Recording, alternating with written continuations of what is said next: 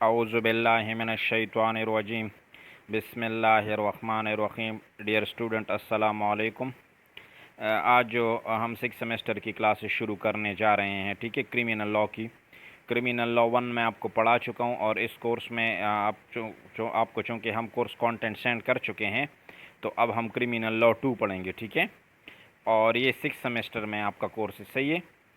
ये सबसे पहले मैं आपको बताता चलूं कि ये क्रिमिनल लॉ जो है ये कोहाट लॉ कॉलेज के स्टूडेंट्स के लिए है, ये पोस्ट ग्रेजुएट कॉलेज के स्टूडेंट्स के लिए नहीं है, ठीक है। आप इसको देखें और मुझे बताएं कि आप को समझ आई है कि नहीं आई, ठीक है। आप मुझे अपने उससे आगाह करें। अच्छा, अब स्टार्ट करते हैं। आज आपको जो कंटेंट मिल चुका है उसमें सबसे पहला टॉपिक जो है वो है trespass and it's kind in Pakistan penal code, ठीक है। पाकिस्तान पीनल कोड में ट्रेसपास क्या होता है और उसकी कितनी किस्में हैं, ठीक है। इस पे अक्सर आपके पेपर में क्वेश्चन भी आता है, तो आप इस टॉपिक को गौर से सुनिए और इसको समझने की कोशिश करें, ठीक है। ये चूँकि ऑनलाइन है, इसमें आपको अगर कोई भी प्रॉब्लम होता है तो आप बुक की रीडिंग करें। आपको जो सॉफ्टवेयर मैंने अपलोड करवा दिया था, जो हम जिस वक्त पढ़ते थे, ऐप जो प्ले स्टोर से हमने डाउनलोड किया था पाकिस्तान पीनल कोड की, आप उसमें इससे रिलेटेड जो सेक्शन है वो निकालें और इसको पढ़ें, ठीक है। ये जो ट्रेस पास है, पहले इसकी डेफिनेशन पढ़ते हैं। ये मैं आपको लॉ ऑफ टॉर्ट्स में भी पढ़ा चुका हूँ, लेकिन एक बार फिर इसे पढ़ते हैं कि ट्रेस पास होता क्या है, ठीक है।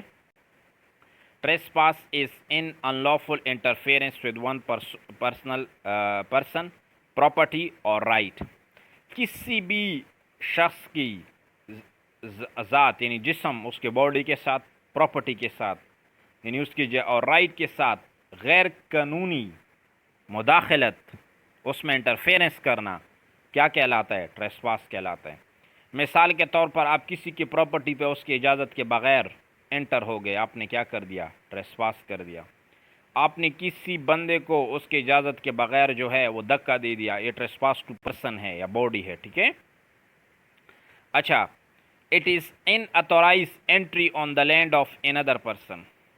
जब आप किसी की ज़मीन पे, किसी की लैंड पे उसकी इजाज़त के बगैर दाखिल होते हैं तो उसको क्या कहा जाता है? ट्रेसपास। आप लोगों को मैंने लॉ ऑफ टॉर्ट्स में पढ़ाया था, आप लोगों को याद भी होगा कि ट्रेसपास जो है टॉर्ट्स की वो काइन है जिसको हम कहते हैं एक्शनेबल पर से। आप किसी की प्रॉपर्टी पे उसके इजाज़त के बगैर चले गए, चाहे नुकसान हुआ हो या ना हो, तो ये क्या होगा? ट्रेसपास होगा, ठीक है। अब हम क्रिमिनल लॉ में ट्रेसपास को समझते हैं। आपको पता है कि सिविल और क्रिमिनल उसमें फ़र्क होता है, ठीक है। Relevant provision in Pakistan penal code, Pakistan penal code में 441 से लेके 462 जो सेक्शन है, यहाँ तक ये डील करते हैं ट्रेसपास, ठीक है। लेकिन ये सिर्फ ट्रेसपास टू इमूवेबल प्रॉपर्टी से डील करते हैं। आपको ट्रेसपास टू पर्सन वाला वो नहीं मिलेगा इसमें, सही है। अच्छा, definition of criminal trespass under section 441, section 441 PPC जो है वो ट्रेसपास टू पर्सन की डेफिनेशन बताता है कि ट्रेसपास टू पर्सन क्या होगा, ठीक है। Whoever enters into or upon property in the possession of another with, अच्छा, जो बंदा भी किसी दूसरी की प्रॉपर्टी पे, यहाँ पे प्रॉपर्टी से मुराद इमूवेबल प्रॉपर्टी है, ठीक है, into the possession of another, उसकी प्रॉपर्टी पे एंटर हो जाता है, दाखिल हो जाता है with intent to commit an offence, किसी जुर्म कमिट करने के इरादे से। मिसाल के तौर पर वो कहता है मैं रॉबरी कर लूँगा, डिकॉयटी कर लूँगा, उसको कत्ल कर दूँगा, उसको इज़्ज़त को मजरू कर दूँगा, तो ये क्या होगा? ये ट्रेसपास होगा, क्रिमिनल ट्रेसपास है, ठीक है। जिस तरह अभी रिसेंटली मेरे पास एक केस था, ज़मीन पे दो बंदों का झगड़ा, तो अपने ज़मीन में काम कर रहे थे और ये उसके ज़मीन पे चले जाते हैं और उन्होंने को क्या कर दिया? उनको मार देते हैं, ठीक है, बेलचे से। तो ये क्या हो गया था? ट्रेसपास का सेक्शन भी पुलिस ने इसमें लगाया था और इसकी पनिशमेंट जो है 447 में बताई गई है, ठीक है। इंसल्ट और इनॉय एनी पर्सन, उसको क्या करते हैं? उसकी बेइज्जती करते हैं। मिसाल के तौर पर आप किसी की प्रॉपर्टी में उसके इजाज़त के बगैर घुस के उसकी बेइज्जती करते हैं, आपने क्या कर दिया? ट्रेसपास कर दिया, क्रिमिनल ट्रेसपास, ठीक है। इनॉय, उसको गुस्सा दिलाते हैं। आप कोई ऐसा काम करते हैं, आपको पता है कि अगर मैं उसकी प्रॉपर्टी पे उसके इजाज़त के बगैर दाखिल हो गया उसके गार्डन में, उसके खेतों में, तो उसको गुस्सा आएगा। तो आप क्या कर रहे हैं? क्रिमिनल ट्रेसपास कर रहे हैं, ठीक है। पोजेशन ऑफ सच प्रॉपर्टी और हैविंग लॉफुली एंटर इनटू और अपॉन सच प्रॉपर्टी। अच्छा, इधर पे दो चीज़ें हैं, ये आगे मैं एक्सप्लेन करूंगी। आप उसकी इजाज़त से उसकी प्रॉपर्टी पे एंटर होते हैं, ठीक है। Unlawful remains there with intent thereby to intimidate insult. अच्छा, फिर वो आपको कहता है कि मेरी प्रॉपर्टी छोड़ के चले जाओ, आप बाहर निकलो, लेकिन आप उसकी हुक्म को नहीं मानते और आप नहीं निकलते, तो आपने क्या कर दिया? ट्रेसपास कर दिया, क्रिमिनल ट्रेसपास, ठीक है। अब इधर जब आप गए थे तो डायरेक्टली आपने ट्रेसपास कमिट नहीं किया था, उसकी इजाज़त थी आपको, लेकिन जब उसने आपको कहा कि निकल जाओ, ठीक है, मिसाल के तौर पर आपको ऐसा गेस्ट बोला, तब आपको कहते कि निकल जाओ, आप कहते मैं नहीं निकलता, तो आप क्या कर रहे हैं? क्रिमिनल ट्रेसपास कर रहे हैं, ठीक है।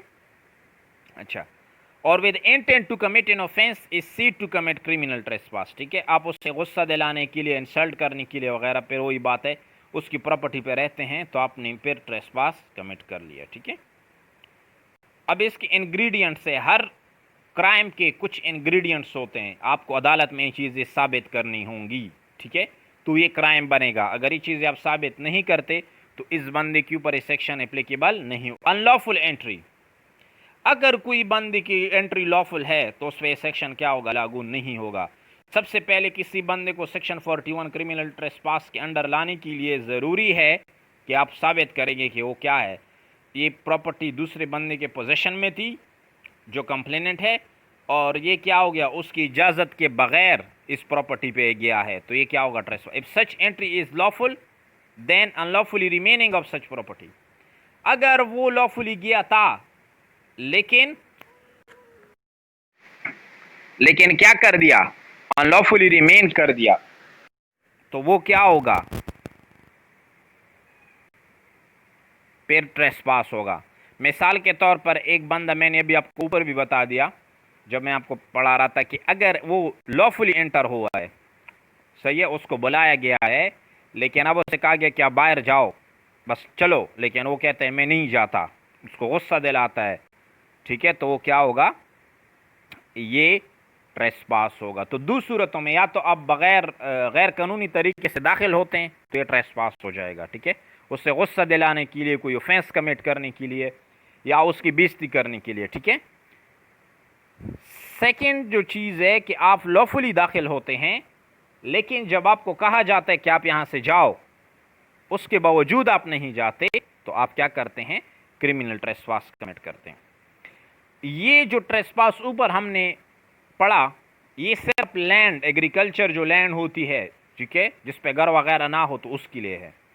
अगर कोई बंदा आपके घर या जायदाद पे दाखिल होता है तो उसके ऊपर क्या होगा? ये वाला सेक्शन जो है, सेक्शन 442 लागू होगा। Whoever commits criminal trespass by entering into or remaining in any building, किसी भी बिल्डिंग में दाखिल होता है, यहाँ स्कूल भी हो सकता है, शॉप भी हो सकता है, ठीक है, बिल्डिंग से मुराद कोई भी चीज़। इवन इस पे अदालत ने कहा कि बिल्डिंग से मुराद वो चीज़ भी होगी जिसको सिर्फ प्रॉपर्टी की कस्टडी के लिए आपने कमरा बनाया, उसमें आप प्रॉपर्टी रखते हैं, तो क्या होगा? बिल्डिंग होगा। टेंट, टेंट जिसमें इंसान रहते हैं, और वीज़ल, किश्ती, तो हाउस से मुराद कोई भी बिल्डिंग, टेंट या vessel. Use as a human dwelling, जो कि इंसानी रिहाइश के लिए इस्तेमाल होते हैं, ये बात याद रखें, ठीक है। तो इस मतलब है कि इसमें शॉप नहीं आएगा, जो इंसानी रिहाइश के लिए इस्तेमाल होते हैं, ठीक है। और any building use as place of worship, इबादतगाह के लिए मस्जिद हो गया, ठीक है। और as a place of the custody of property, या जिसमें प्रॉपर्टी क्या है उसका तहफ़्फ़ुज़ किया जाता है। शॉप में आप प्रॉपर्टी का तहफ़्फ़ुज़ करते हैं। इस तरह आपके गोदाम हो गया, ये क्या है? ये आपकी, अगर आपके घर के गोदाम में वगैरह या उसके गोदाम में भी कोई दाखिल होता है तो उसने हाउस ट्रेसपास किया है, ठीक है। Explanation, the introduction of any part for the criminal trespasser body is entering sufficient to costing. कुछ मिसाल के तौर पर एक बंदा जो है वो आपकी घर में पाँव रखता है या अंदर हाथ डालता है, ठीक है, तो जिस्म का कोई हिस्सा, या मिसाल के तौर पर उसके टांगे बाहर होती है लेकिन विंडो से आधा अंदर आ जाता है, तो ये हाउस ट्रेसपास में आ जाता है। किसी भी हिस्से का उसके घर में दाखिल होना जो है वो। एक बात याद रखें कि क्रिमिनल ट्रेसपास की वो उसके लिए ज़रूरी होंगी, वही जो ऊपर हमने बयान किया, यानी हाउस ट्रेसपास की जो है उसकी क्रिमिनल ट्रेसपास के मिसाल के तौर पर ऑफेंस कमिट करने के इरादे से जाएं, एनॉय करने के इरादे से इंसल्ट, वो इसकी भी इंग्रेडिएंट्स है, ठीक है। लेकिन अब आपको स्पेसिफिक की तरफ ले जा रहा है कि हाउस ट्रेसपास क्या होगा, ठीक है। इसके बाद है लुर्किंग हाउस ट्रेसपास, ये इसकी तीसरी किस्म है। Whoever commit house trespass having taken precaution to conceal such house trespass from some person who has a right to exclude. अगर आप इस तरह किसी के घर पे ट्रेसपास करते हैं, हाउस पे जो ऊपर हमने बयान किया, बिल्डिंग इंडिविजुअल जिसमें इंसान रहते हैं, कि क्या है, आप अपने आपको छुपा लेते हैं। मिसाल के तौर पर आप घर के किसी ऐसे कोने में छुप जाते हैं कि आप कहते हैं कि मुझे कोई नहीं देख सकेगा, ठीक है। एक तो आप सबको पता है आप घर के अंदर दाखिल हो गई कोई जुर्म कमिट करने के लिए, किसी को गुस्सा दिलाने के लिए, इंसल्ट करने के लिए, ये हाउस ट्रेसपास है। लेकिन अब आपने क्या कर दिए, अब आप घर में दाखिल हुए और इस तरह के आपने आपको छुपाया, घर वालों को पता भी नहीं चला कि आप अंदर आए हैं, तो आपने क्या किया है, लुर्किंग हाउस, और eject the trespasser from the building tent which is the trespass is seat to commit, ये लुर्किंग हाउस ट्रेसपास होगा, ठीक है। इसके बाद है लुर्किंग है house trespass by night. Whoever commits lurking house trespass after sunset and before sunrise is said to commit lurking by night. अगर कोई बंदा जो है सूरज गुरूब और तुलू होने के वक्त के दरमियान किसी घर में दाखिल होते और अपने आप को छुपाते हैं, तो वो क्या होगा, लुर्किंग हाउस ट्रेसपास बाय नाइट। अगर कोई दिन को दाखिल होता है तो वो लुर्किंग हाउस ट्रेसपास होगा, ठीक है। वो सेक्शन 443 डेफिनेशन है उसकी।